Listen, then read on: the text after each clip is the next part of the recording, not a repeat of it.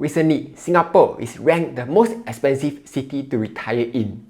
In the report, it shows that you will need over $1 million to retire in Singapore, beating other countries like Switzerland, Iceland, and US. And this is not the first time Singapore got number 1 for the most expensive city hall. Singapore has been ranked the most expensive city to live in over and over and over again for a total of 8 times in a decade. And as always, there's some really interesting comments when reports like this come out. But is Singapore really the most expensive city to live in? If that is not true, why is Singapore always number 1? So that is what we'll be discussing in this video. Besides that, we will also be looking at some data to find out how much you really need to retire in Singapore. And more importantly, I will also talk about the growing concerns that Singapore is becoming more and more expensive to live in. Alright, let's jump right in. Okay, let's first try to understand how Singapore got number 1 for the most expensive city to live in.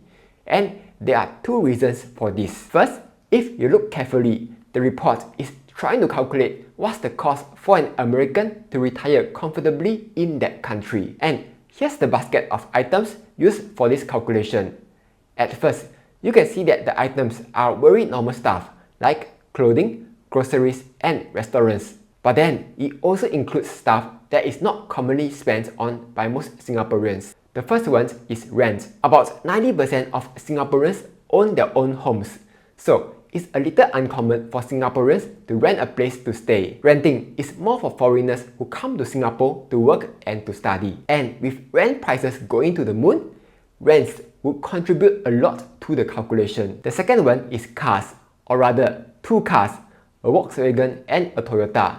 Again, this doesn't apply to most Singaporeans, as the car ownership in Singapore is just 11%. Most people here would just use the public transport and taxis to travel around. And with COE prices becoming more and more expensive, car prices would also contribute a lot to the calculation. So by just adding the 2 most expensive things into the calculation, cars and rents, you can start to see why Singapore is ranked first in the report. This is also the same thing in the study conducted by EIU. They are measuring stuff that's commonly spent on by expats, like wine, cars, rents, and international schools. So like I said, the reports are catered more for the lifestyle of expats and not so much for Singaporeans. Unless you like to live like an Amor, then there one different story. Besides that, another reason as to why Singapore is ranked top is because the prices are converted into USD for the calculation. That's because the Singapore dollar has always been a strong currency, and it will push Singapore up the rankings. Though, a strong Singapore dollar is actually good for Singaporeans because it helps to lower the prices of imports. Otherwise, we would be seeing a packet of chicken going as high as $70.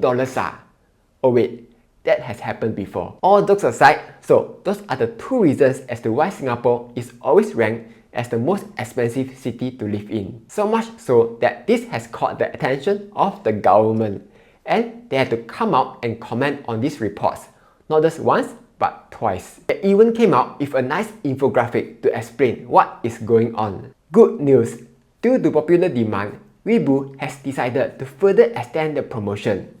By just funding any amount into Weibo and maintaining the funds in the accounts for 30 days, you will get 5 free shares worth up to $500 US. And it's not just any random meme stocks, yeah?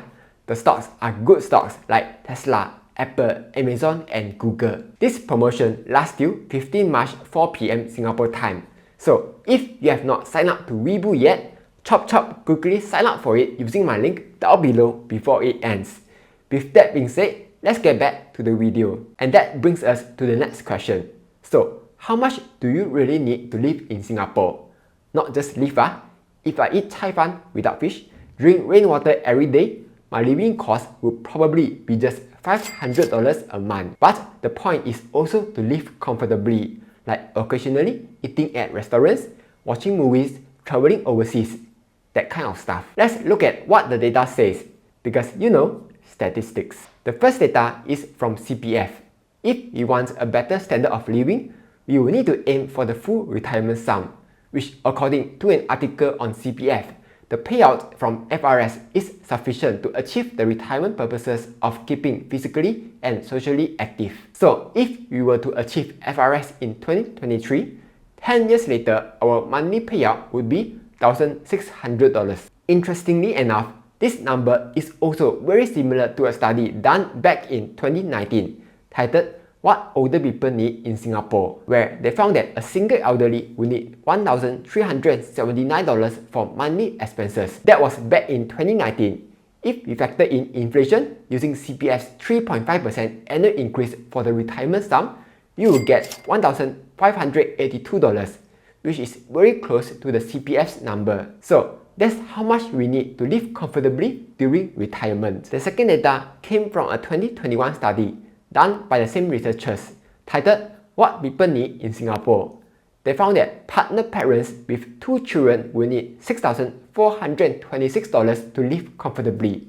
So divided by half, that's $3,213 per parent. Factoring in a 3.5% inflation, that number would be close to $3,442 now. Though the Ministry of Finance commented that these findings may not be accurate, as it does not reflect the circumstances of lower income families. So let's look at the third and final data from the Department of Statistics Singapore, where they found that the average monthly household expenses per household member comes out to be $1,997. So as you can see, the numbers can vary a lot depending on your situation.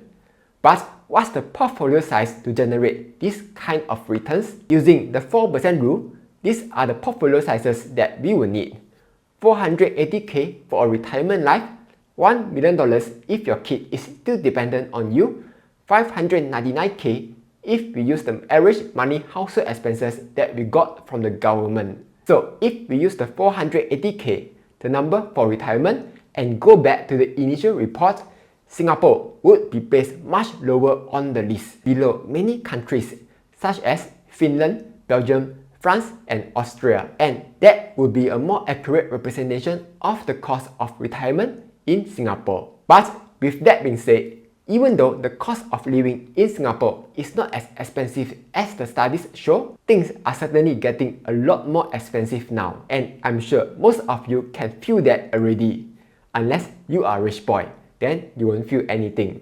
But here's what's going on. First, housing in Singapore has become a lot more expensive as compared to the past few years.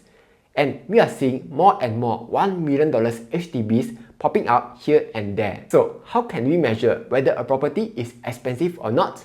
A simple way is to look at the median household income to property price index. Check out this chart by the Vulcan Post.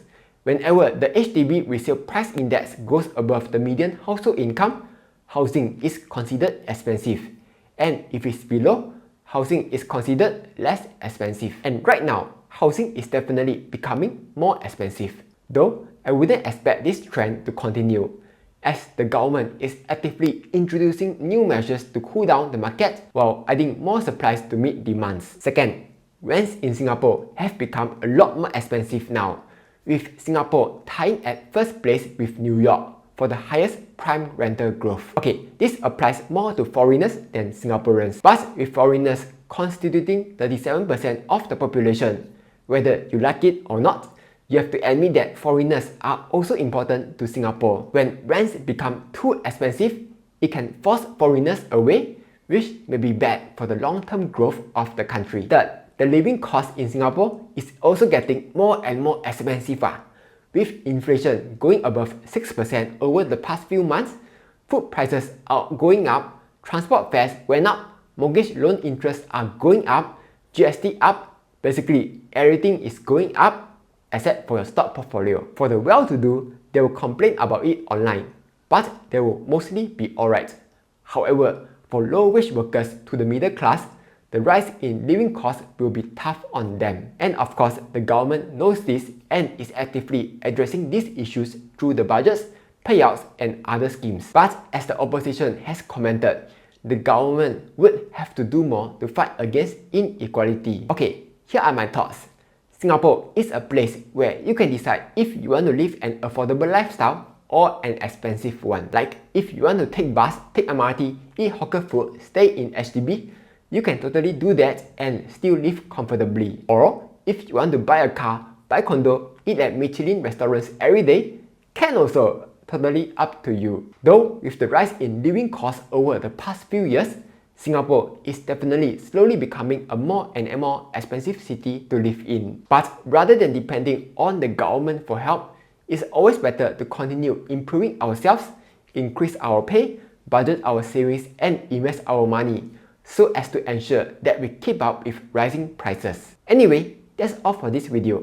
Hopefully, you find it useful. Like, share and subscribe as I'll be posting new videos every Monday, Wednesday and Friday.